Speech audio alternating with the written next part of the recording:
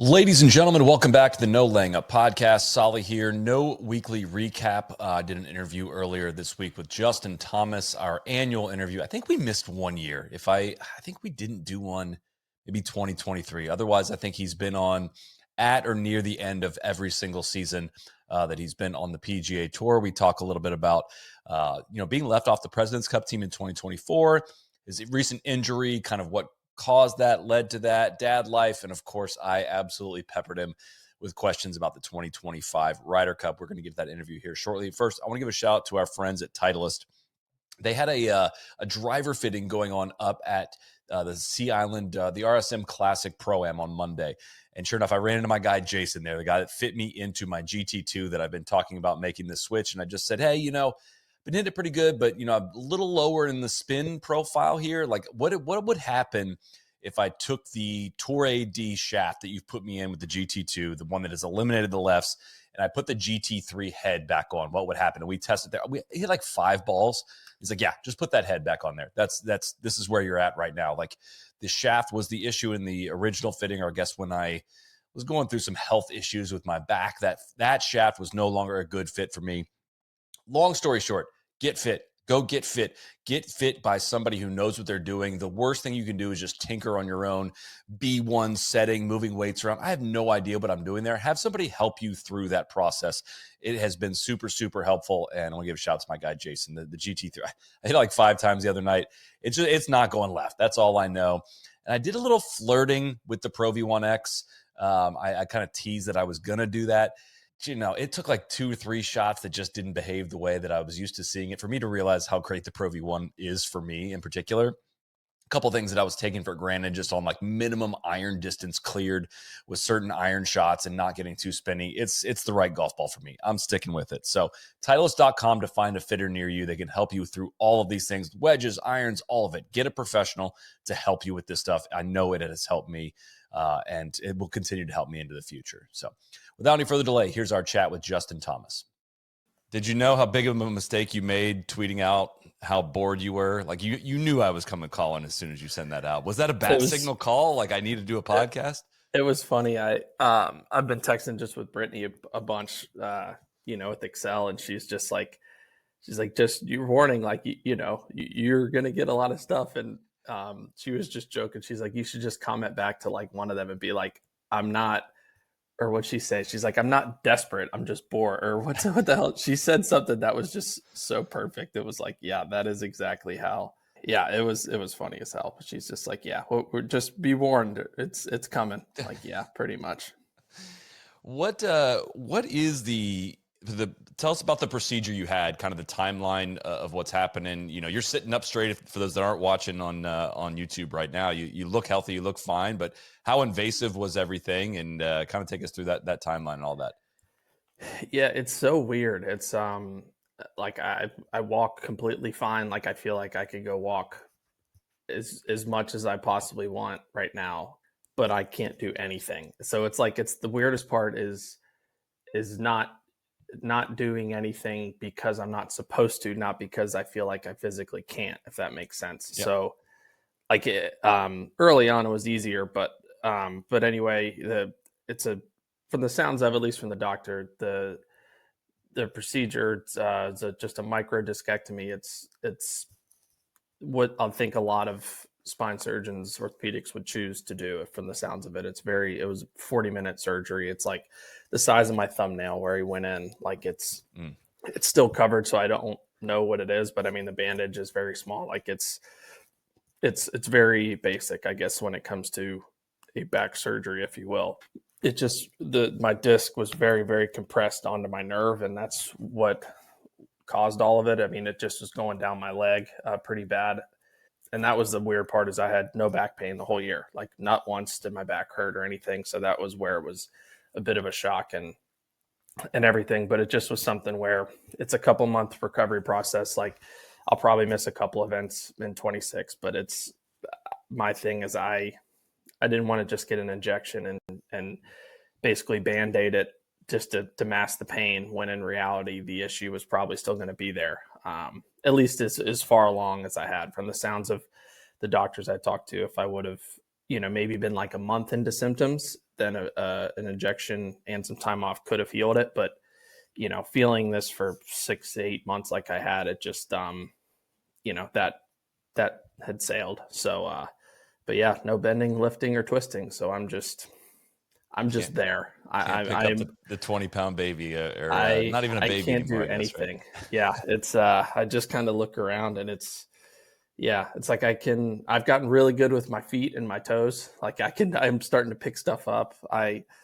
I've told some of my buddies, like, this was last week. I dropped my phone downstairs. Like, I was in the kitchen, I dropped it, and Jill was upstairs, and I'm like, it's not worth it. It's not worth it. I'm like, I'll just wait. And so she came down like an hour and a half later. It's like, you good? You need anything? I'm like, can you get my phone? She's like, where is it? I'm like, it's over in the corner of the kitchen. Like, I dropped it like an hour ago, but I didn't have the audacity to ask you to come downstairs to pick up my phone. So I just left it. When did it become clear that this is what you needed to do, right? I mean, I think ideally you would have said, as soon as the Ryder Cup's over, let's do this now, and we'll hopefully be back faster. It sounds like this kind of came about a little bit, in a somewhat of a surprising manner.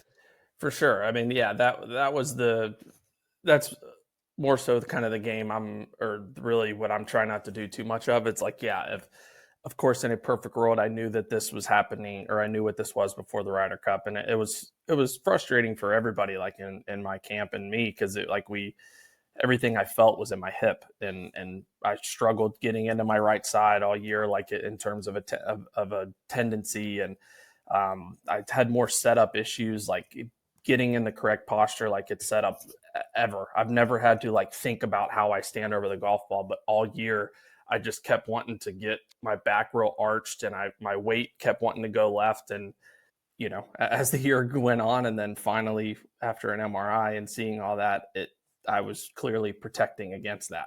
So, it's, in a perfect world, I would have loved to known this then in August or September, and like the Monday after Ryder Cup, it's done. But it didn't, again, I did not having any back pain, and not thinking that, and also playing a lot of golf. I really felt like, a month off that I took after the Ryder Cup was, coming back into it, trying to strengthen my hip, and maybe that would get better. But it did not. So here we are, but it's all for the best. Long term, I never thought or expected to, have to get a surgery. But I definitely didn't think I was going to have to get one before my dad had to get a back surgery like that. Vegas lost heavily on that, but it's for the best and long term, to where it's, I take this recovery rehab process seriously and won't be an issue anymore. Do you have any idea kind of what the cause of this could be? And, oh, you're nodding. It's just my job. Golf. Okay. But I was going to potentially try to tie this to dad life, of like, it could be it's different muscles, and it can be taxing on the back in particular. I've experienced that at many, many levels. And I was just, curious if there was potentially any connection in your mind. I'm sure that has some, but I don't think, I definitely wasn't like the cause of it. I'm sure it didn't help things, but it's funny. That is where I really noticed this issue in the first place, is all because at nighttime, Jill will always give Molly a bath, and I'll always give her bottle at night and put her down. And so it's like, obviously it's the same all the time, but when she's really, really small, trying to anything, it's just so fragile almost. So it's like how many times I sat and I held her like this, and when I looked down and I get in that scrunch position is where that nerve got activated the most. And there was just a couple of nights where, I'm sitting there like looking at her, and I'm getting this shot going down my leg, and I'm just like, this is weird. Like, this is not, it's didn't make sense, and it was just kind of uncomfortable getting out. And again, there's so many things that kind of happen throughout the year that, like, now knowing all makes sense. But it was funny that, like, that was the first I really noticed it, because that was like the position that really fired that compressed that disc onto that nerve, and would feel it the most was the nighttime routine. Well, that's the thing. It feels like a baby's light, right, when you're carrying them, but you don't walk around carrying a 10, 12, 15 pound dumbbell and just, for long periods of time, or sit there. There's a reason why you don't do that. And Yeah. it could be taxing on the body, man. It's crazy. Moms have that super. I don't get it because it's like, we go in a gym or something. It's like, yes, I would like to think and hope that like I'm going to lift more weight than Jill would, but like she can hold Molly for an entire day and she's completely fine with it. Everything's normal. Whereas like I feel like I hold Molly for like 45 seconds and I'm like, she's getting pretty heavy. Like I'm pretty tired. It's like it's just those instincts and those. Yeah, I don't know what it is. We're not built for it. I'm sure that combined with golf isn't great, right? I mean, it's that I had combination. To switch. I gotta switch. It's as Marnus physio calls it. Get a lot of cases of baby arm. Once you get baby, everybody holds it. Next thing you know, I'm coming in. I'm like, I don't know what's wrong with my shoulder. It's like I have a pretty good idea. What's been kind of I don't know, a surprising thing about being a dad? Reflecting on you just passed the 1 year mark, kind of, and maybe tying that into how it affects your golf and your career and all that as well. But what's it look like? What's it like reflecting back on the last year? Man, it's hard to say. It's of one thing. I mean, it's crazy. Like just obviously how how much they change, how quick it all is, and it definitely. I noticed so much more during tournaments, like especially when I was playing well and I was in contention. Like I feel like how much better I slept at night, or how much the night before was better, and how much the morning of was better, because it's just like I'm not sitting there. It's not like I have nothing to do where all I have to do is think about what's going on, or like I'm taking care of. I'm keeping this human being alive, or trying to at least, and like having fun with her now. And it's, it's just totally different. But it's great for me because I feel like I've always been somebody that's had a hard time maybe separating the two, of like when I get of the work and home, and of still thinking about what's going on out there when I'm home. So, I mean, as you know, and anybody who's gone through it or is going through it, like you just don't really you can't and do it well, at least. So, that's been helpful for me. Cause like I said, that's something I feel like I've struggled with. So it's good for me I feel like once I walk in the door, once I'm kind of getting home, that's done. Now I'm on this because I have to focus on this, and then so on and so forth. What shows are in rotation right now? What books? My wife wanted me to ask you both of those. Kind of. I watched Mobland. I hadn't seen that. I was saying kids shows. Like what kid? Are you doing? Not Mobland. No. No. We started Sesame Street. Okay. She likes that. I mean, Miss Rachel is on she loves Miss Rachel. Bluey, the normal kids. I mean, she likes any sounds, like toys, anything with music, like she loves. So the books that make sounds, like she's all for. But she definitely doesn't need any toys for Christmas, from what I've seen in our arsenal. So maybe some clothes, but we're good on the toys. I want to get into kind of the start of your 2025 season, getting back into the winner's circle, and this may surprise you, but I might have a few Ryder Cup questions for you on the back half of this as well. But before we get into all that, I take me back to 2024. Like, you were a controversial pick for Rome in 2023. That was probably your least successful season as a professional, but there was a good case to be made for taking you on that team. 2024 was a better season for you, but you were not selected for the 2024 President's Cup team. Were you surprised by that? What was kind of the communication process like in that? I think a lot of us here kind of see you as being one of the leaders of Team USA, regardless of President's Cup, Ryder Cup, and continuity factor of that. But I was surprised by that when it happened. Were you? And kind of what was that experience like? Yeah, it was weird. Like I didn't have a good feeling about it, to be honest. I think it seemed like one of those to me of like it had kind of been not decided, but had known maybe a pretty good idea. The couple weeks prior, it just is like it had just kind of a different vibe when I was around either like the automatic qualifiers or maybe captains or vice captains. It just didn't give like the vibe of like you still have a chance kind of thing. It's kind of like I just had the feeling of we've already maybe decided and you aren't a part of that kind of thing. And I think the biggest thing was the golf course. I think with the way it was, they were going to set it up with the rough being really long and the fairways being narrow, and I wasn't driving it particularly well. And I think that was a huge part of it for them, at least, how the stats guys getting involved. And I feel like that it was something of, probably didn't think I was a good fit for the course, but I was still surprised. I think because of Rome, to get picked in that situation, and then, feel like I earned it a little bit more. I mean, you could definitely make a lot of arguments I didn't earn Rome at all.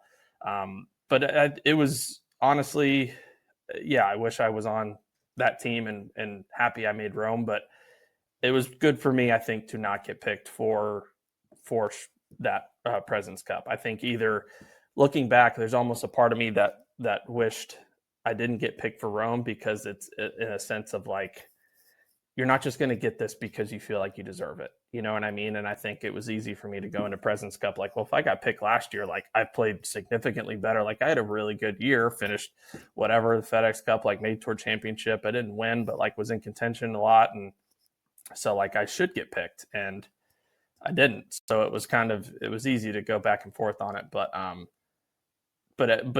internally, like, there's a very small part of me that is glad I didn't, because, I don't need to be going in these team events or whatever it is, feeling like, well, no matter what happens, like, I'm going to get a pick still because of who I am, which I'm not that kind of person, kind of thing. I want to earn my way on the teams.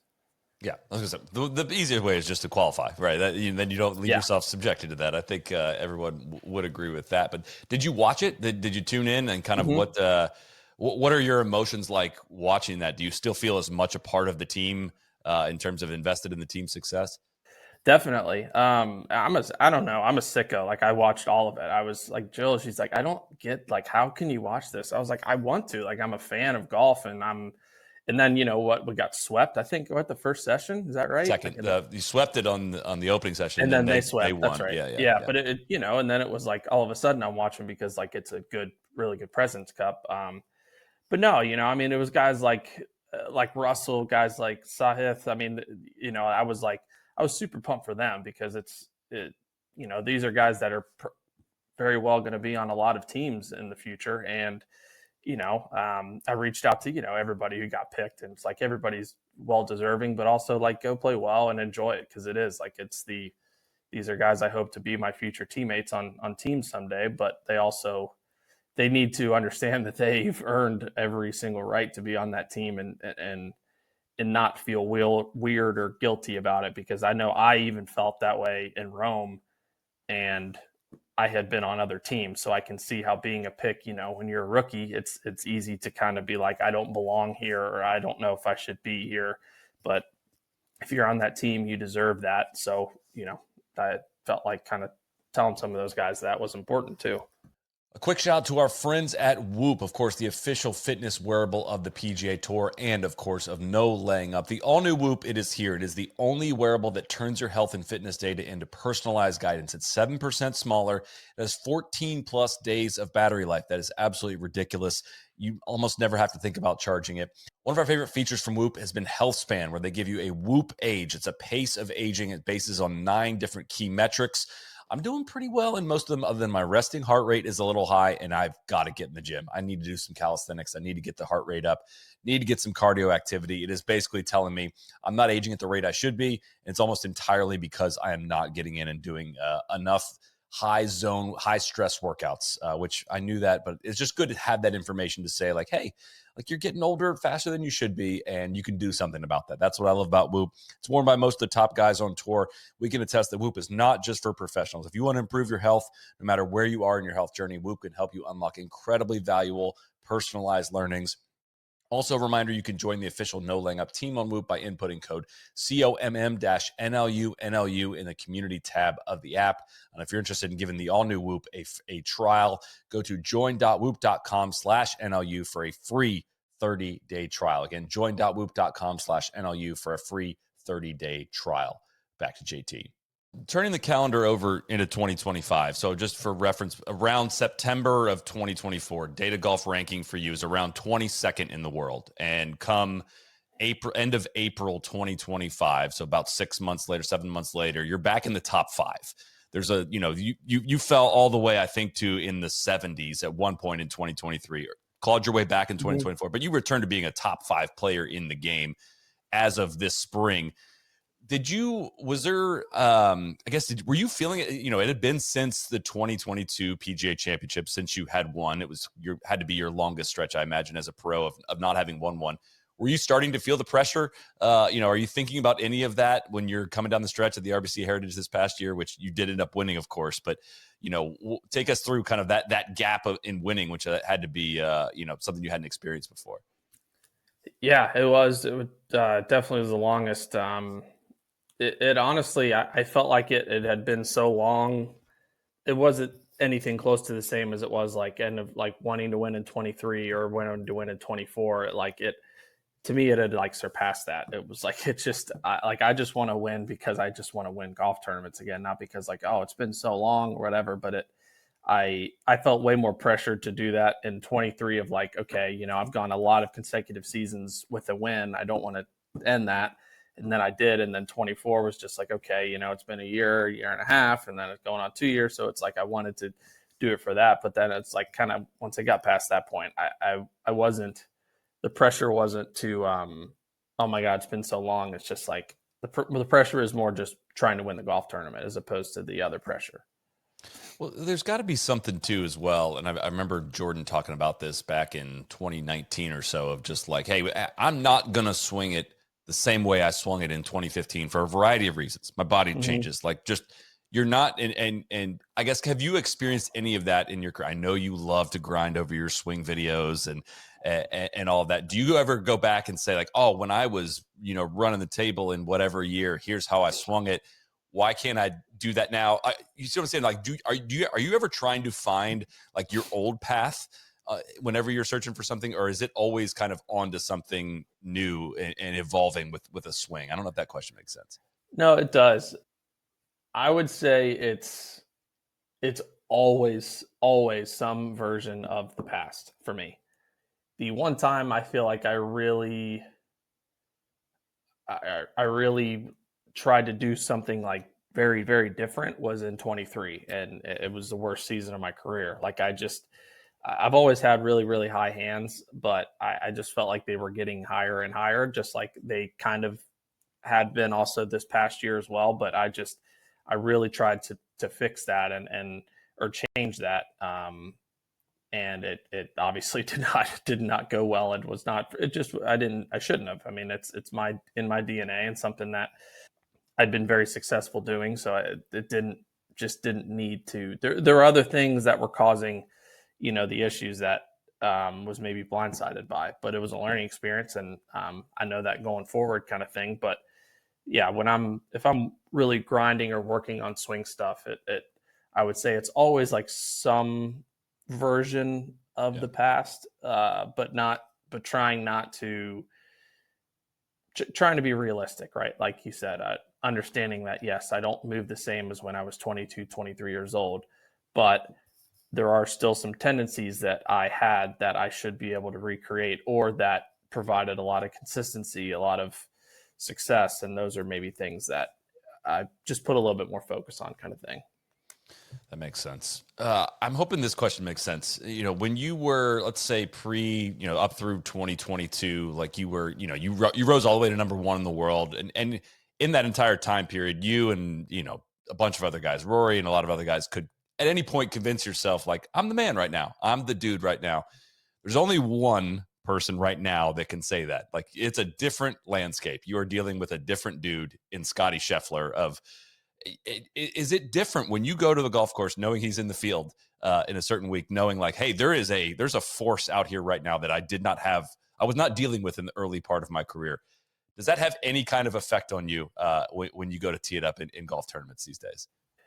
It surprisingly doesn't. I mean, I guess it probably does, like deeper down in the grand scheme of things. I mean, obviously, but like I personally don't feel any different with it. I think I think a lot of it is just because of who he is, though, right? Like, I think it's such a different way than the dominant guys that have had these streaks go about it. I mean, Tiger obviously had a lot of things that made him Tiger and intimidating. And, I mean, DJ had same kind of thing where he just would kind of just go unconscious and was like, he just seemed to do crazy things. And obviously same thing with Rory. And, but Scottie just seems, I don't know what it is. It's probably some of it's his personality, but he also doesn't necessarily, it's not him. Like he's not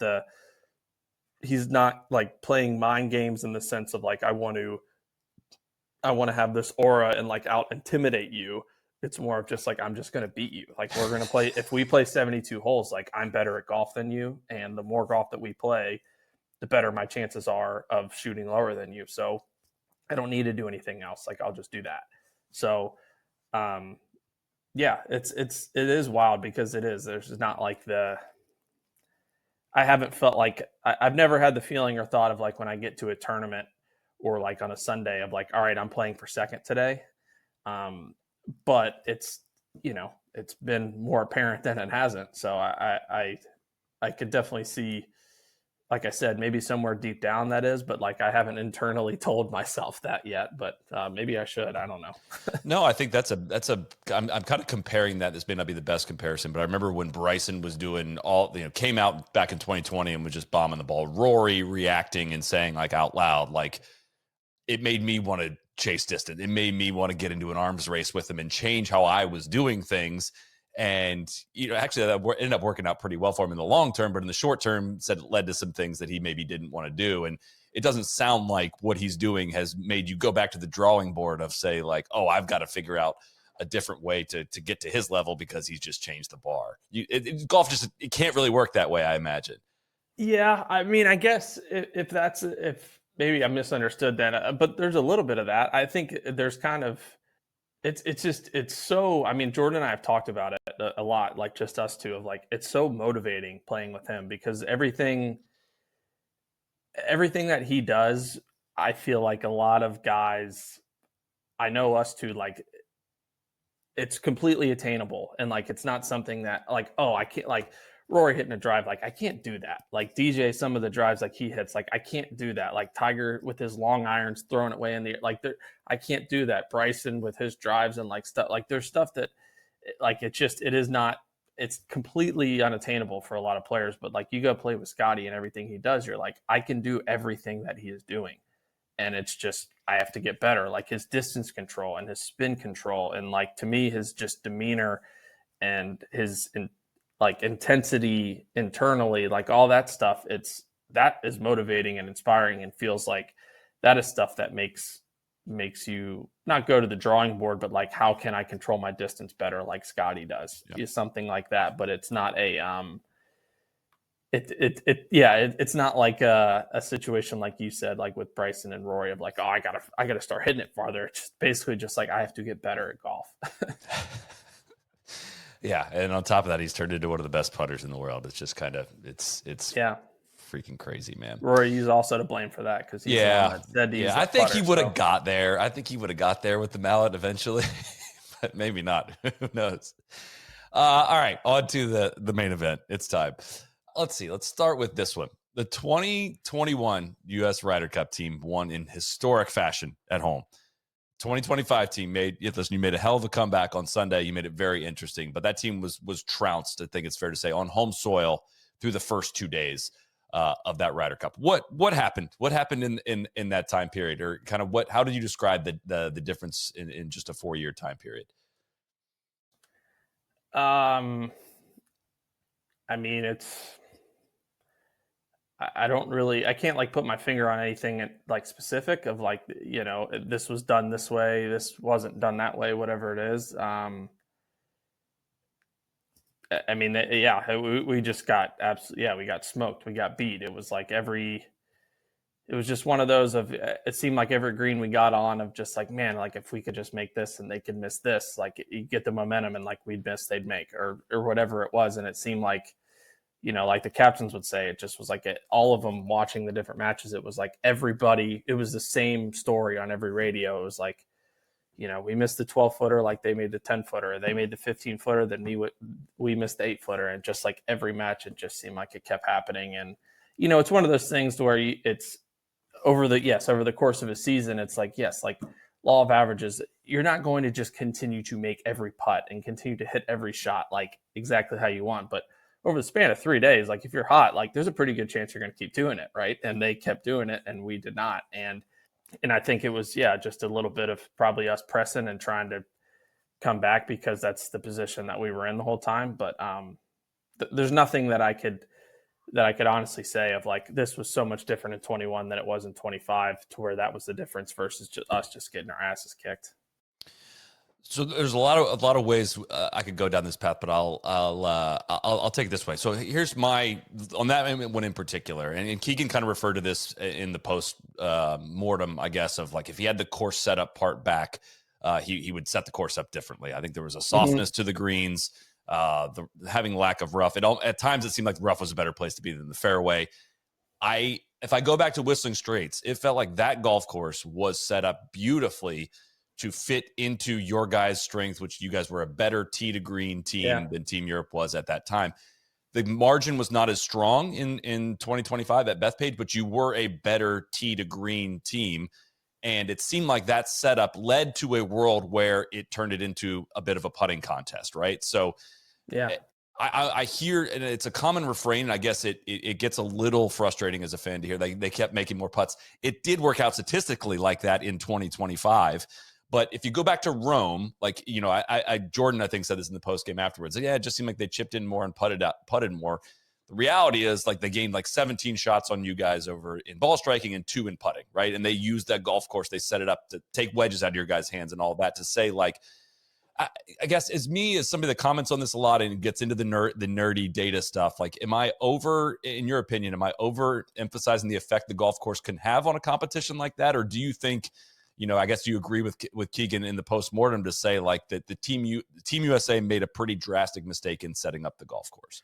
Yeah, and that's my bad. I guess I was thinking probably more of like how how we the other your thing. answer made sense. The golf course, that was 100%. That was a huge thing, and it was, all of us would say it was a mistake, just like Keegan did, and it just was, it was a bummer because you didn't get rewarded for great shots, like you got penalized for bad shots, and like we hit plenty too, but it just was more of like a, like I remember like Cam and I's match Saturday afternoon. Like we had a huge flip there on 14, where Rory made his putt and then I missed my putt and they went one up and we had 4 holes to go. And it was just like in a best ball, like you had like a bullpen on 15, like the pin on 6, like 16 is a hard hole. Don't get me wrong, but like it's in the, like kind of toward the back where it feeds down a little bit. 17's in a bowl, like 18's on the front where everything goes back. And I'm going through this. I'm like, I don't see how we can get a shot back. Right. I'm like, these green, it doesn't matter where you hit it. Like we're playing against Rory and Shane. They're playing unbelievable. These are the best players in the world. Like they're pissed off and like they're playing so well because of that. And I'm like, if you get down like in 4-ball, it is so hard to get a shot back because of how easy this golf course is right now. And it was funny playing with Cam because he's played there, so many times. And he just was like, I have never in my life seen this golf course like this. And it wasn't like this is so great. It was like, I can't believe that we're playing this course like this kind of thing. So to answer your question, that would be, if we could start over tomorrow, I would say be the first thing that Keegan and everybody would just have differently. If I was to say, I obviously I completely agree with all of that. I think you described it better than we did in all the hours we've spent trying to describe it. But I would say this: Team Europe would never let that happen, right? They would never let that mistake happen. And again, this is where I want to kind of take this back to. I felt bad for Keegan in a lot of this process, for what he was kind of thrust into. So working backwards into this question, what was your reaction to the PGA of America selecting Keegan as captain? And I'll ask it from kind of 2 different perspectives. One, being an active player that could easily make the team, was on the 2024 President's Cup team, and kind of maybe separately through the lens of like Keegan himself, I think could and maybe would be a good captain in the future. But would you ever consider being a playing captain, or, you know, would you ever want to do this in the midst of your playing career? And do you think that was in any way just unfair? I don't mean to lead you down that path. I'm probably not asking that in a fair way, but you know, as we move up the ladder to figure out how these mistakes happen, I'm looking for a source there. Yeah, I see what you mean for sure. I think that probably the hardest part that, you know, isn't necessarily something that's talked about too much is more just kind of like the where we are at in terms of captains and like the wave of the gap kind of and it's like, you know, we have to start at some point. Like I get it, and me personally as a player, I was very excited for Keegan, and I felt like yes, like it's probably also easy to say as a player that it's doable, but like until you go through it, like as a captain, like, you know, Keegan, as someone that's actually done it, would probably be the only person that could honestly say, is this doable or not? Right? Like it would be something where you'd probably need to be a vice captain 3, 4, 5 times to know what goes into being a captain. So then if you are playing captain, you're like, okay, I need these X amount of people that are handling all of this so I can deal with this, and so on and so forth. But yeah, I just think it was something of like we've kind of had this group, and not that there's anything wrong with the group, you know, that the Ryder Cup, the USA captains were using, but it was like we need to maybe move on to this next wave of potential captains, and you know, like we have to at some point, kind of thing. So it's tough because it wasn't like you know, I feel like for a while it was like, well, who do you want to be a captain? Do you want Strick? Do you want Davis? Do you want Jim Furyk? Do you want Davis? Like, there's so many options versus it felt like, you know, it just was like, well, there's not like there wasn't like as big of maybe a pool to choose from. A pool to choose from, and that does. I mean, you know, but can we reverse engineer that and say I'm of the opinion, and again, I have a lot of opinions on this, and I throw them out there, so I want you to challenge them as someone that's obviously not in the team rooms. But I'm of the opinion that is backwards, because I don't think the person is as important as the plan is, right? And the way the Keegan thing came about was it was a gut call. It sounds like from Seth Wall, and he did not apply for the job, did not come to them with a plan of here's how I would do it. It would be like, we think you'd be a great captain. And like, that's where I'm like, dude, that's kind of unfair to Keegan. Like, of course I'd love to captain the Ryder Cup team, but like I'm in the middle of my playing career and I'd love to play in one. But I can't turn this down, to the point where I would want, and this is where I just don't know where this all ladders up to the responsibility, right? Because it seemed like after 2014, after Tom Watson, the plan was like, here's the task force. We're going to create this environment. It's going to mimic Europe. We're going to have you be assistant captains and flow into the captaincy, so you have an idea of how things flow. And it just seemed like that got thrown out the window with this kind of gut instinct call to bring like a current player in, which I think can work, but it just went counter to everything that was told to us of how things were going to be done, right? So again, it's like, I don't want to paint it as Keegan being unprepared or anything, but when you see a massive mistake like this and you go backwards to like, man, what was the plan here, is where like, I guess some of my frustration as a fan of Team USA. Yeah. I think I think you're pretty spot on that. I think it's something of, all of us felt so bad for Keegan in the sense of, I'm sure captains that have even captained before, let alone captains that have been vice captains, when they get done with their captaincy, they're like, man, if I could just, you know, I would do these couple things differently, even if they've gone through it, let alone someone who hasn't. And that's that's something that it definitely needs to change to some kind of process or something that doesn't put, you know, a potential of an unbelievable captain in Keegan in a position to be viewed as anything but that, right? Yeah. And I think, you know, I hope that he gets one, if not many more chances to do it, because I do. I think he was a great captain, and I think, like you said, he was put in a very, very tough spot in terms of trying to do it, you know, his first time while also trying to make the team. But he did he did an unbelievable job, and all of us felt so bad for the sense of how we, we played. But like you said, there's more to it in the sense of that he, probably learned after the fact that I'm sure he's chomping at the bit of like, man, I get to do this again. Like I feel like I'll do it really well. And I think that's kind of like what you're getting at, is to make sure that doesn't happen.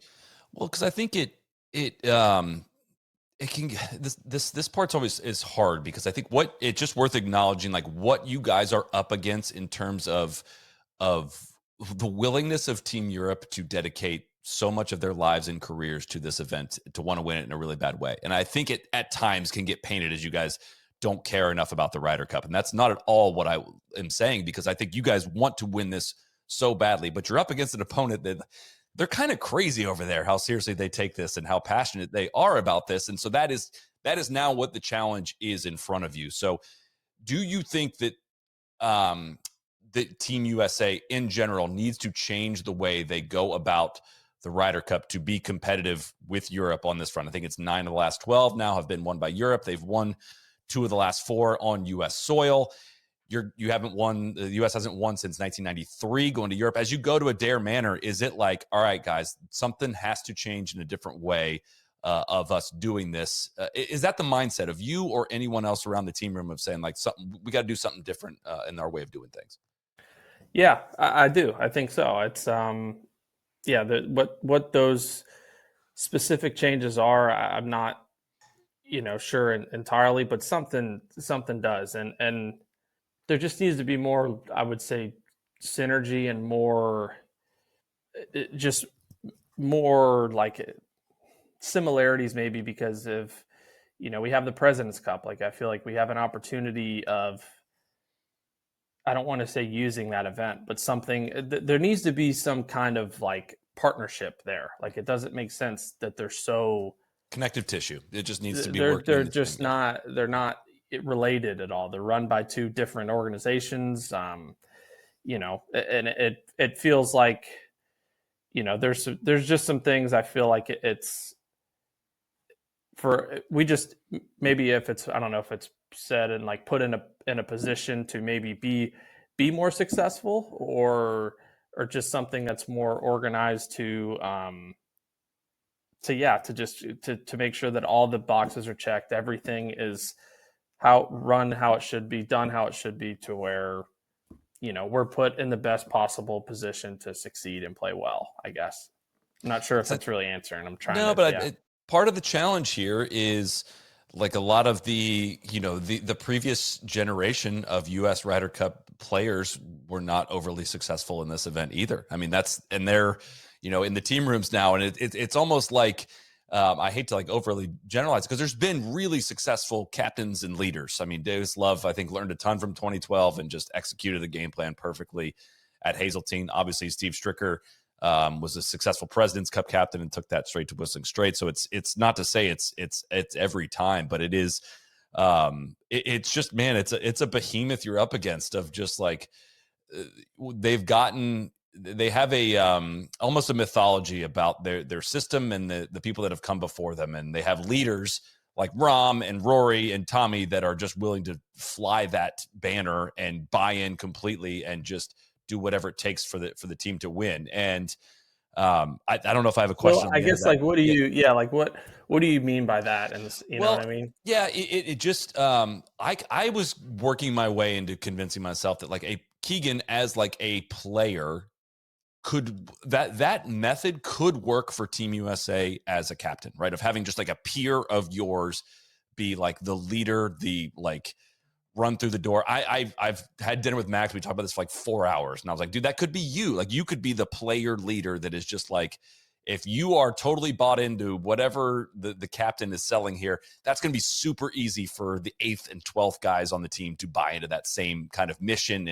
and philosophy and all of that. And I don't know what the word is. It's almost just like the international team has called it the shield, right? Like that's their team representation. And Team Europe has that kind of with Sevi. Like, it almost feels like that's what they're all doing it for. And it just, it doesn't seem like Team USA is on a similar mission or has a similar culture icon of some kind to represent the mission. You're talking about that with the lack of synergy between the teams of Ryder Cup and President's Cup. And again, I don't know if I have an answer to that other than just like, I wonder, somebody brought that up, and I never thought of that. And I'm curious your thoughts of like, do you think the President's Cup hurts us in terms of the Ryder Cup?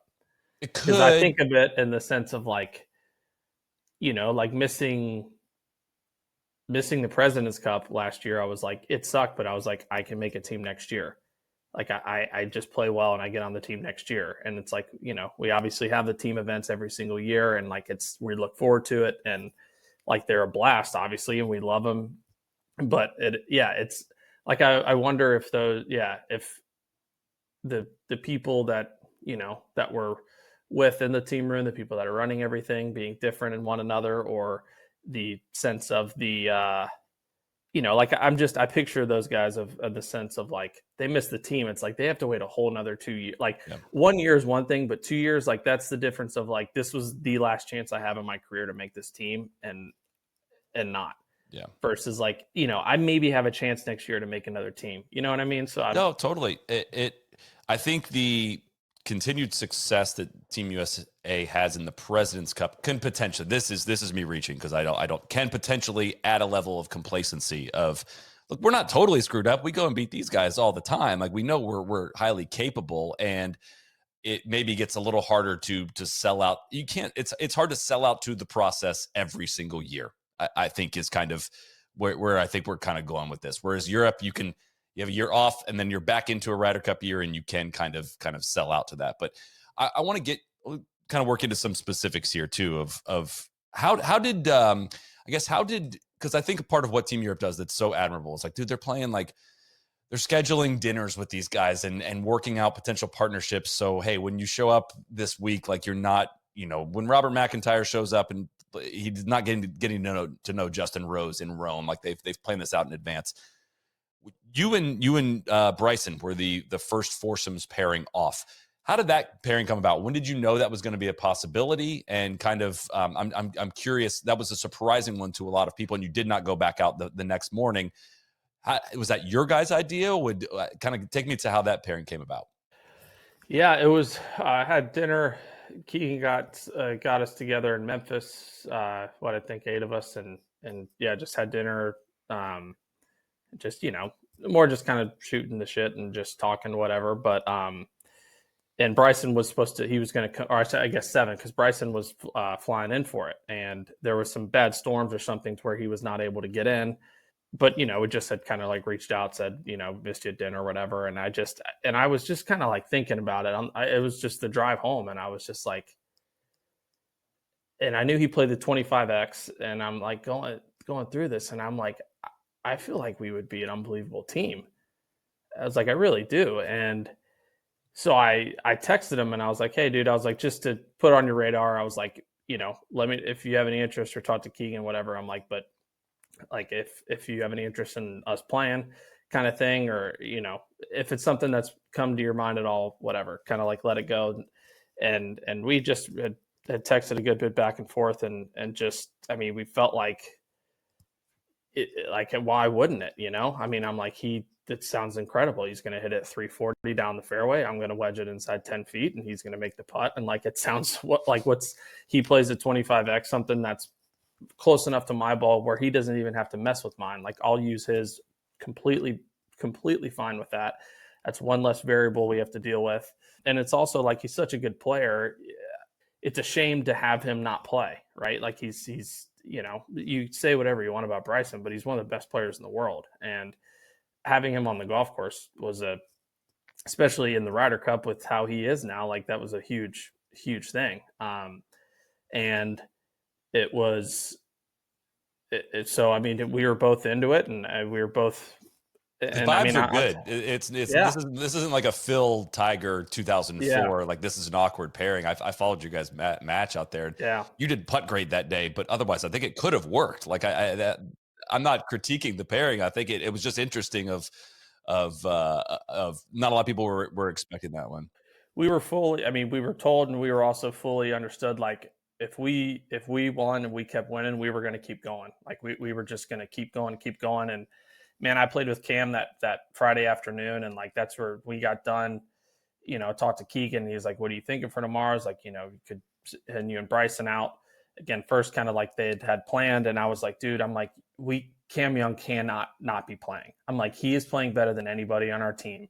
I was like, I played very average this morning, and I'm like, Bryson's playing well. I'm like, dude, it's either Bryson or I, but like Cam Young is in that match. Like he can't not play. Like it was so impressive, and it was so freaking cool to watch him just like ball out there. And so that was where it was just like, and they played a similar ball, like, to where that was a perfect match. And it's like, dude, like, yeah, go, like, send them. That's but whatever results in us getting a point is a better opportunity than, like, I'm all for it. Like I've always said, if I play one match or 5, like whatever's best for the team, I'm good with it. And that's what happened. But it was, I know we've talked about it a couple of times since, Bryson and I, and I'm just like, man, I would love that match over so bad, because I hate, I feel like neither one of us could he made the putt on one, and like we just couldn't make a putt again, and like I did not play very well.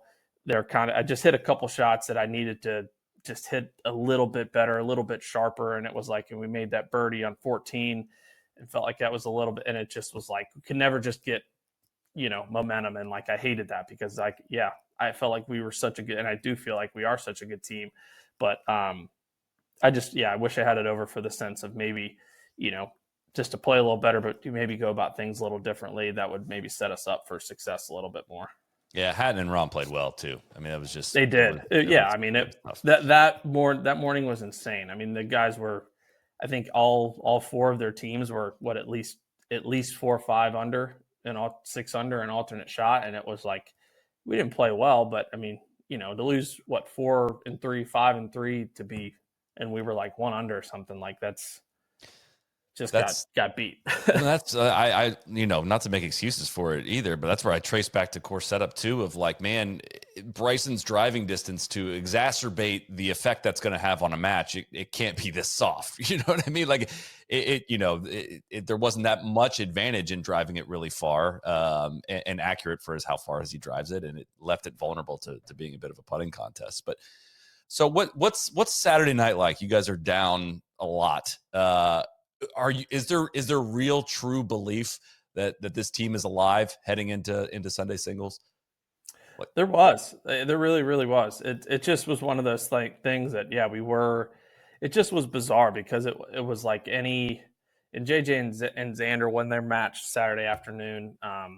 But it was just like, it's like, man, we're losing so bad. And I'm sure a lot of us were just like, like, let's not get embarrassed this week, like we kind of already are. I think the biggest message for Keegan and everybody was just like, look, like we very well know what's going to happen tomorrow. Like it's kind of right in front of us, but like, it's more just like understand and like try to go to bed at night. It was kind of like the message of just buying into the fact that like we can do this. Not like we are going to, like, we're going to go out, we're going to win the first whatever matches, we're going to get all this red on the board, but just like buy into believing that you can win your match.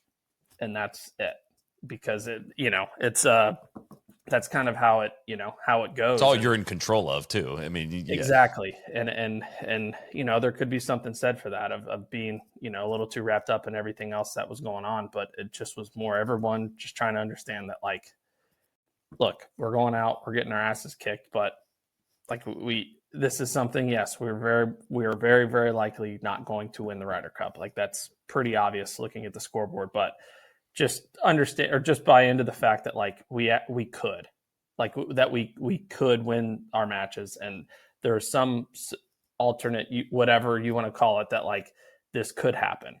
It wasn't going in. People weren't walking around the locker room like, all right, greatest comeback of all time today. Like, you're going to see it. It just was like, everybody do your shit. Just go out and play and just win a point and just see what happens. And there was about 45 minutes there where I thought it was going to happen. Dude, I was out there for like 4 hours, and it was so casual viewing. I didn't even like think, all right, the board was ugly at one point, even in singles. There's a lot of blue on the board. I was walking up number what's it, 5? I was walking up to 5 green, and I hadn't looked at it. I mean, I think I was second match out, but I like looked up at the board, and it was 5 matches were blue, and I laughed out loud.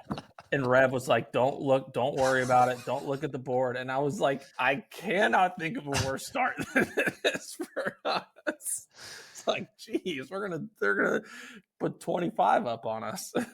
Yeah. The one thing you had going for yourselves was, I mean, with Vic getting injured, having especially need to sit on Saturday afternoon, was like Europe did go all out to get the lead through Saturday, and they were tired, man. Like I mean, how many guys they had play 4 sessions, and it really showed in that. But so, I guess what is the moment of your match when, because I remember I was on 16 green when you're playing 18, and there was this wave, and that was when for me it was like, I saw some looks on some European players' faces of like, dude, they're kind of worried right now. Yeah. You want to win your match. Feel. It was just kind of, there was like a little bit of like, it is, you've been, it's like the roars are different. The buzz is different. Everything, like the level of belief is different. Like we're probably walking around different. The captains aren't on the green like this. Maybe they're like, there's just a lot of it. All of a sudden like the captain said, it was the first time all week where they were able to be on and be like, we made it. Like, we made it. They missed. Like, we made it. They missed. And we're just like, holy shit. Like, we keep making putts and they aren't making them. Like, and it just kept happening. And yeah, it was nuts. So I guess, you wanted to win your match regardless. But at what point of your match do you start to realize, like, oh my God, like, one, when you got to your putt on 18, like, you had to make that or the U.S. was dead, almost certainly, right? Did you know or think that at the time? But take me to that putt, because that was one of your better highlights of your career, I have to imagine. Yeah. I didn't think that. I didn't, like, I remember in Rome against Sepp, it was like the way things had unfolded, and like Sepp chipped in for eagle on 16. And then it was like, I was 1 up with 2 to go. And then we tied 17. So it was like 1 up with 1 to go, but I was like, okay, like I at least hopefully get a point here, and, absolute worst case, half point, whatever. And then it was like a match ended. And then it was like, they had 14. Right. And then, so all of a sudden it's like, if I lose this hole, like, I am the losing point. Like, this is not, and that was nerve wracking, but it was, I think because there were so many dominoes that had to fall, I didn't necessarily have that feeling on 18 or that putt of like, I have to make this putt to keep our chances alive. It was just like, I have to make this putt just to like give us a point. Well, it's like you're down 12 in a basketball game and you have an open 3. You're not thinking, you don't care about missing it. You're like, all right, if I make this, the momentum is going our way. There's no, like Russ's putt coming in was a lot different than like what you were facing. Yeah. It's like when you have probably when you watch so many putts that they have to win holes, that like when you have a putt to win a hole, it's like, I can't lose the hole. Like, I mean, I feel like I had so many times where I'm just like, kind of low key praying that they miss this so we don't lose the hole. And I'm like, way to play golf. It's awful. It sucks. And I mean, that's like, I remember Cam and I kept talking when we get up. We're like, we just if they keep having putts to have holes, they are physically going to run out of holes. Like, that is just what's going to happen. And that was just, maybe that was it. It was just like, I had a putt to win a hole. I'm like, I can't lose. Like, that's a great feeling. Like, I've had to deal with, I feel like the whole week avoiding just how to not lose this hole or this match. And like, I'm either going to win or I'm going to tie. So it's like, it is what it is. But yeah, it was epic. Yeah, I sent you the image last night, but I hadn't seen. I was way back in the fairway, didn't get to see it. But I don't know if I've ever seen a pre. I've seen you walk in putts. I've never seen you drop a club before it reached the hole, though. Like, I had to be just, that massive grandstand back there, the putt to win the match. That had to just be the most fun ever. It was. Yeah. I've not. You kind of hear some stories of different guys over the years of have putts on 18 or whatever, they say something to their caddy or kind of whatnot. And I never had anything like that. And it was probably the closest I had to it. And I'm kind of, at least for me, like, if I can visually see the line really well, like it clicks pretty quickly. And it's just like, I was behind the ball and I just remember like looking, and I just kind of like looked up at the grandstands and like how big it was. And I just kind of started laughing. a little bit. And like Rev, reads all my putts with me, kind of confirms, and he can kind of, I'm like mumbling to myself or like muttering a little to myself. And he's like, what? Thinking I'm talking about the putt. He's like, what'd you say? I was like, I've made so many of these fucking putts in my life. I was like, I'm good, dude. I'm like, you're good. And it was weird. Like I'd never had a feeling on a putt that big that like, I'm going to make this, but I just won't forget like being behind there and just kind of like looking up there, like this is going to be so sick. And it was just all I told myself. I'm like, just stay in it. I'm like, you'll be able to see the putt go in as many times as you want on highlights if it goes in. I'm like, just stay in the putt. Like, don't look up to try to watch it or anything. I'm like, just hit the right speed and this is going in. And it was really cool. Were the greens faster on Sunday? Yeah. I'd overheard people, an assistant captain on the microphones. I forget if I overheard it or something. I heard somebody say that too, of saying like, we got to get these greens faster. Like it seemed like that was a goal, and it took several days for you guys to be able to get the greens faster. Yeah, I don't really understand that. I don't know why they weren't at all what Keegan had asked for. Had been pretty clear of asking for a certain speed and wanting them fast enough. And I mean, I watched them argue with us that they were 13s. And it's like, guys, we play golf every week. Like, look on TV how many guys are leaving putts short. Nobody is you can't have a putt roll 3 feet, 4 feet past the hole. Like, these greens are slow, like speed them up. And it was just bizarre because that's not something you would expect at a home Ryder Cup. And again, that's not an excuse. They had to adjust to them just as much as we did, but that's kind of a fun advantage you generally have, is like being able to do that a little bit. And it was just so frustrating that we were being fought with and argued with on the speed of the greens that we asked for. So that was bizarre. DeleteMe makes it easy, quick, and safe to remove your personal data online at a time when surveillance and data breaches are common enough to make everyone vulnerable. DeleteMe does all of the hard work by wiping you and your family's personal information from data broker websites. DeleteMe knows your privacy is worth protecting. Sign up and provide DeleteMe with exactly what information you want deleted, and their experts take it from there. DeleteMe sends you regular personalized privacy reports showing what info they found, where they found it, and what they removed. And DeleteMe is not just a one-time service. DeleteMe is always working for you, constantly monitoring and removing personal information you don't want on the internet. New York Times Wirecutter has named DeleteMe their top pick for data removal services. Listen, as someone with an active online presence, privacy is quite important to me and my family as it is ever expanding. I want to make sure my kids, do not have a lot of their information out there on the internet as well. And DeleteMe can help exactly with that. So take control of your data and keep your private life private by signing up for DeleteMe now at a special discount for our listeners. Get 20% off your DeleteMe plan when you go to www.joindeleteme.com/NLU. Promo code NLU at checkout. The only way to get 20% off. Go to www.joindeleteme.com/NLU. Code NLU at checkout. One more time. www.joindeleteme.com/NLU, code NLU. Back to the pod. Well, for those listening as well, like this is not the 90s where there's, the Europeans aren't only playing on slow greens over on the DP World Tour, and the Americans are playing on fast greens on the PGA Tour. Everybody plays essentially the same tour now. But statistically, I think it would show you that the Americans, you guys putt better than the Europeans do the faster the greens get. Like that's what the granular statistical data would show. So that was another thing that was, a frustration I know you guys were feeling as well. But how does on Team US side, how does the relationship work between like the stats guys, scouts, consulting, and how all that information flows? Does it flow directly to you? Does it flow to captains? Can you kind of give us an idea of what that relationship looks like? Yeah, it's kind of whatever. Probably whatever you want, honestly. I mean, all the information definitely goes to captain, vice captains. I think a lot of guys will like have individual conversations with them. I know like in past, Jordan and I have kind of sat down for them to break down, odds, evens on certain courses or whatnot, and just kind of tell us why. But yeah, I mean, that's pretty much the gist of it. I think it's more probably as a resource than, it's not, I don't think they're not like giving us a PowerPoint presentation or anything to the team type thing.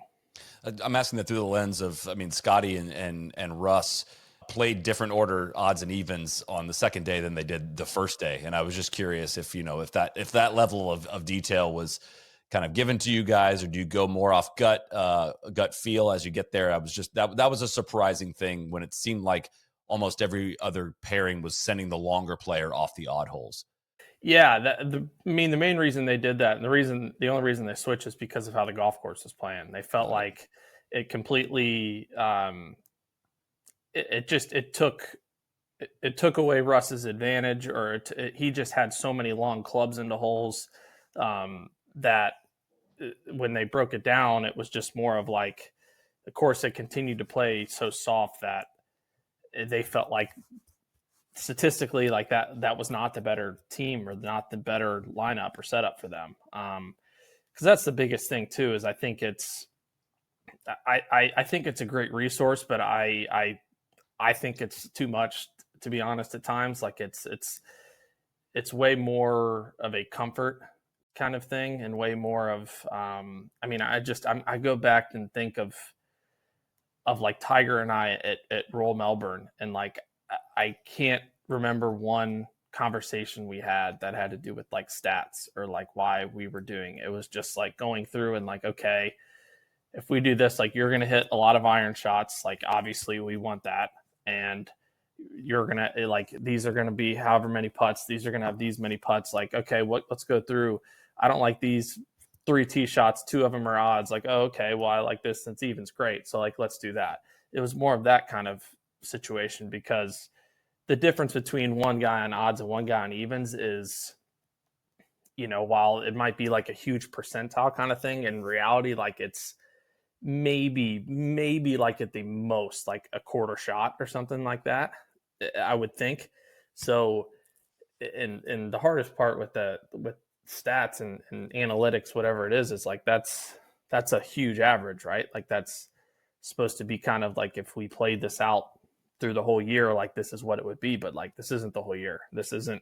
Not only is it not the whole year, it's 3 days. And not only is it 3 days, but like 2 of those days we're playing a format we never play. And right. The other 2 rounds, like we're also playing a format we don't play. We're playing our own ball, but like there's so many variables that's like that I think that they can get a little much. But it's also, that's just me, like I'm not a super, I think for some guys it's very helpful, and it's been helpful for me in past too. But I just think there's sometimes, I've gotten too like eaten up with it or too into it, because that's what's right. But in, like reality, like we were better. Like this is a good example. I mean, like Bryson and I were better how we were, of me going off odds and him evens, and like him going off odds, me going off evens. And I hated the 6 tee shot. Like I hate how it looks. Like I didn't love 4. I mean, really, even like 2, there's like a lot of draws, but like 2 or 6, I hated.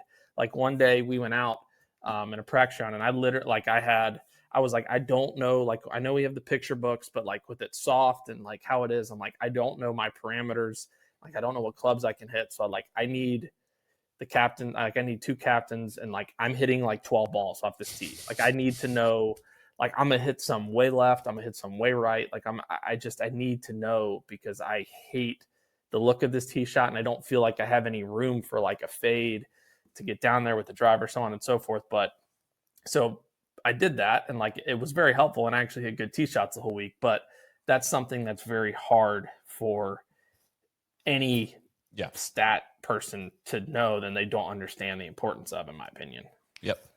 That makes sense. I think like the best of these worlds is a world where you are empowered with some information of like, hey, this is where we're going to put you guys in a position to succeed. And that adds to you being confident, right? Like you have like a trust in like, hey, I know they're going to try to get me 150 to 175 shots, because that's where I separate myself out. And that's going to make me play with more confidence. That's where I feel like having, a former player like in charge of that on Team Europe side, just like, oh, he's hit the shots before, he's competed in this event before, and he's in the numbers, just it makes that easier for that relationship to all work kind of in the same direction. But yeah, and it's hard because, Yeah, maybe that is what it is, but I mean, I don't want to say arguments, but like I've gotten in a lot of conversations with guys of how to play a hole, and they're like, driver's a better play here. And I'm like, no, it's not. It's like, well, statistically it is. It's like maybe statistically for someone. I'm like, but for me, like I will take 120 yards, 130 yards in the fairway over 70 from anywhere. Like or like I like the tee shot more to hit to 120 yards versus I don't care. There's no data that you could give me that is going to get me to believe that because of me personally. And that could also be like a me problem in the sense of like, I feel like you have to, for those, you either have to fully buy in or you have it as a resource. I think if you kind of half in, mix it here and there, choose like when you want to apply it is difficult. Like it was probably how to, misses, I think that is helpful. Like I remember the 12th hole at Bethpage, like I shift my line probably like 10 yards left.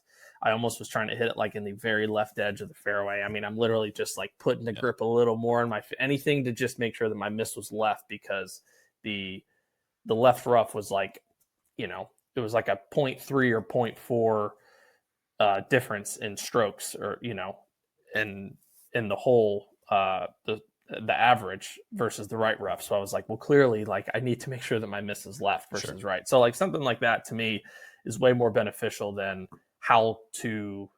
what club maybe to hit off of a hole, something like that. It's like, I remember a long time ago, like when this was first becoming something, the stats of almost like a company kind of like pitching themselves to me. And my dad's like, well, get us something and show us. And it was for Riv. And it was like, I remember the 12th hole looking at it, and it was like, this is a really important hole to hit the fairway. Like the scoring average of hitting the fairway in the 12th hole is this versus this. I'm like, no shit. I'm like that. Okay. Like I'll just try. I'll try to hit the fairway. I'm like, this is like, come on. Like this isn't helpful. Like that doesn't give me anything that is going to be like, oh wow, I really feel like I got him this week. It's hard too when you're just dealing with such, infinitesimally small decimal points of so much of this to like let it over.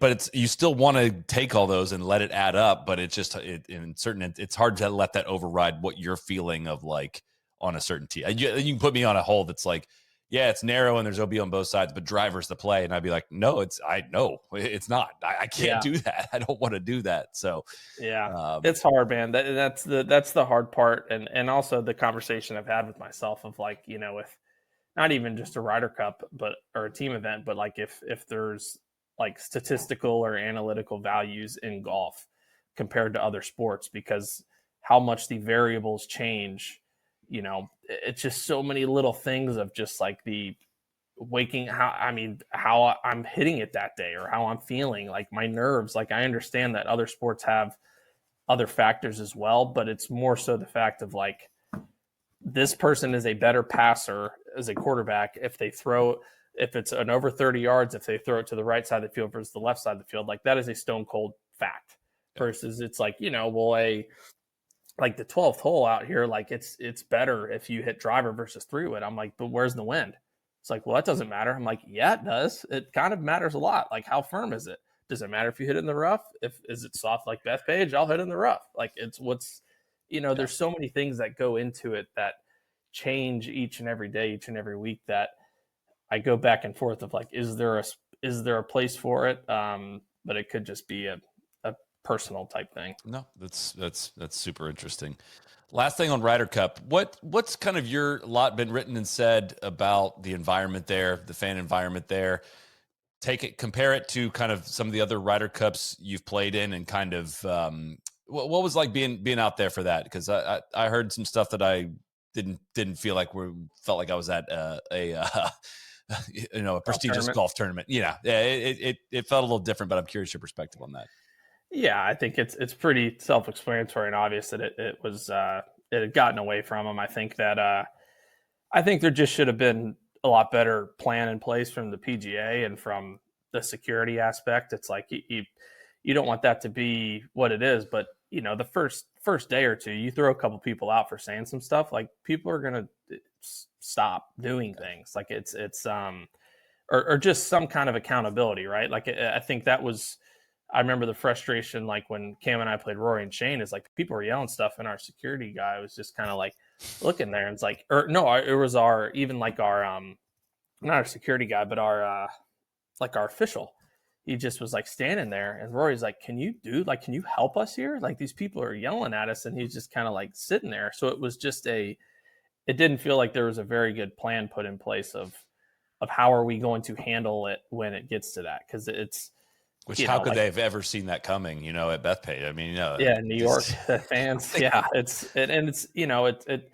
sucks. Cause I don't want to, am in no way saying it in the sense of dogging the area or anything. It's just like it's a very northeastern New York, like fans are intense. Like I remember going to a Yankees Red Sox game in Yankee Stadium with my uncle and my cousin, and like I was like 7 and I had a Nomar Garcia Parr jersey on, and I remember like a grown man giving me the finger like that. It's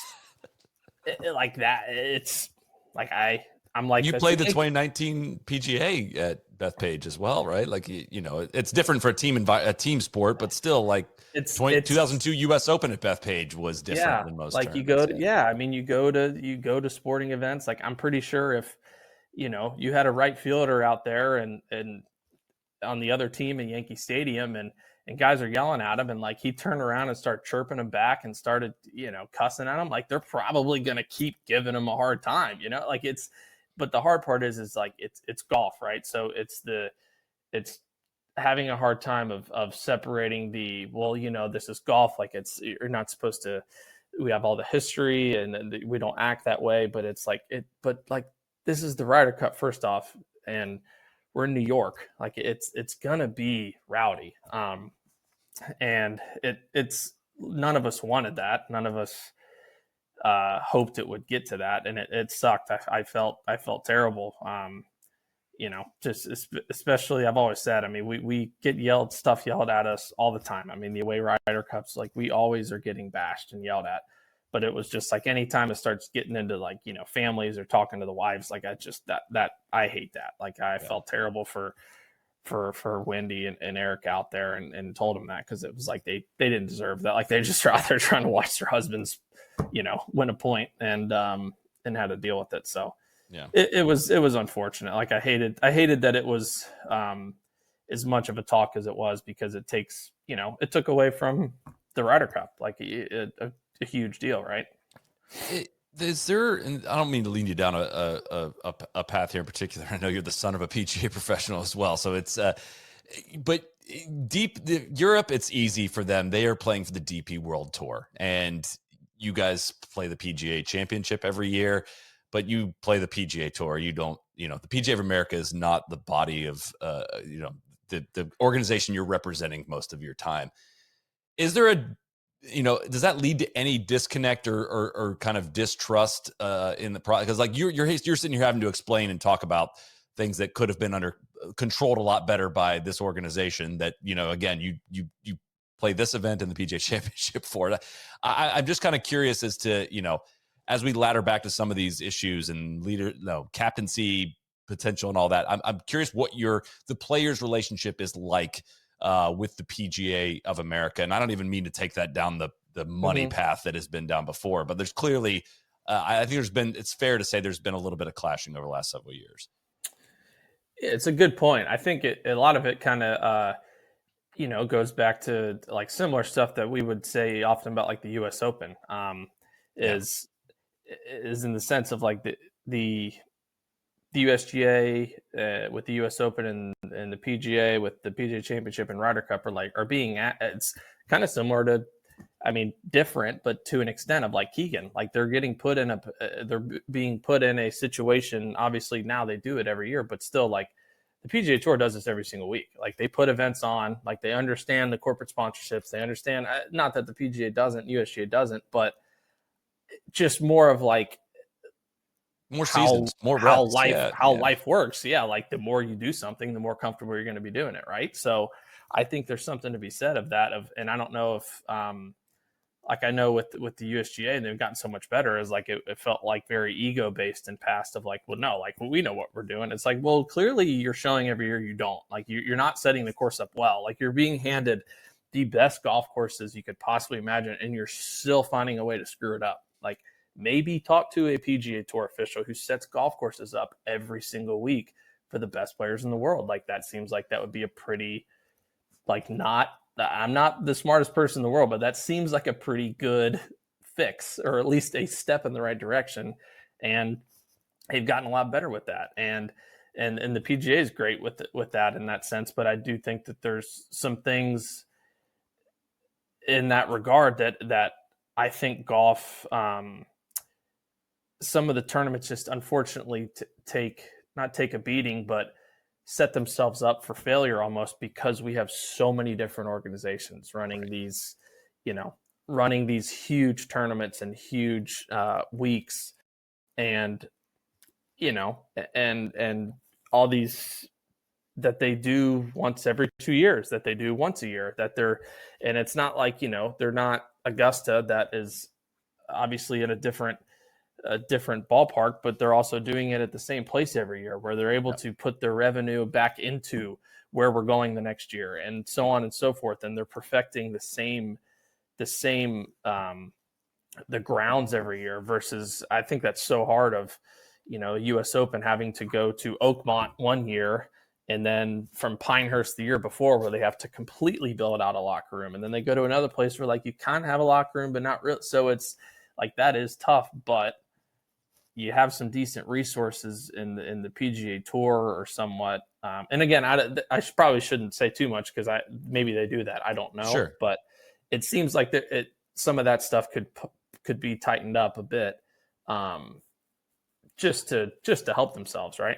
For sure. It speaks to the continuity factor too. I mean, just you have DP World Tour employees like that dedicate themselves to the Ryder Cup, right? And that's just not how things work on the PGA of America side of the house. But yeah, I think little that's things. Yeah, like I don't want, like, if something's wrong, or I don't, I'm trying to figure out how to get a car. Like I don't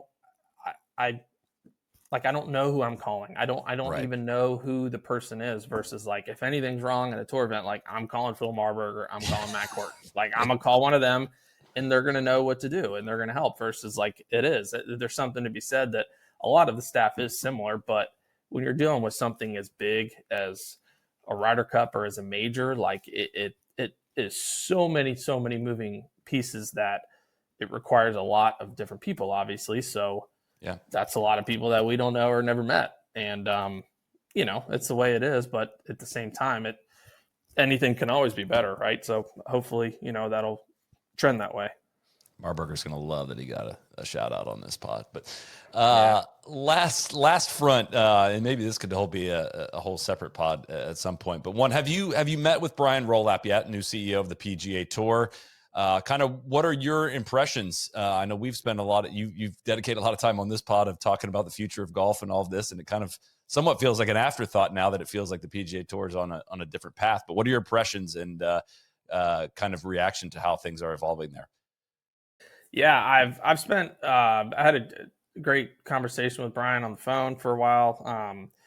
I've seen him a little bit here and there, and talked a little in person, but I'm very, very impressed. I think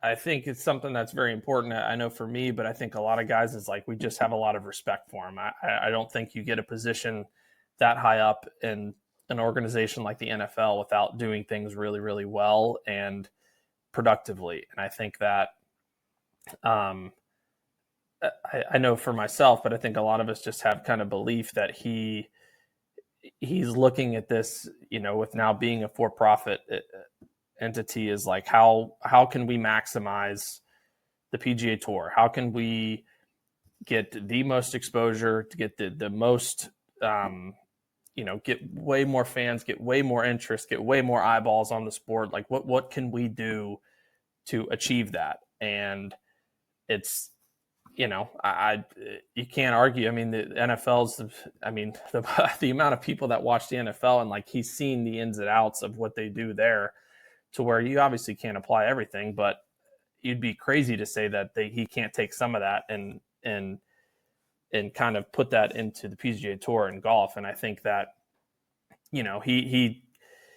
he's excited, I'm sure, in the sense of like he sees a huge opportunity of being able to improve our product and get it better. And I think a lot of us players have belief in him because of his track record. And also I like the fact that he doesn't dilly-dally around, like he doesn't BS with you. I feel like I'm having a conversation with you, and he's not going to give me some kind of like lawyer correct answer. He's just going to tell me what it is and why he thinks that is what it is. And he's going to give you a reason behind it because he thinks that's right, because this is exactly why, and that's why we're going to do it. So I think it's going to be easier for guys to maybe buy into potential changes that he may do, because there's a reason he's doing it. He's not just doing it for fun.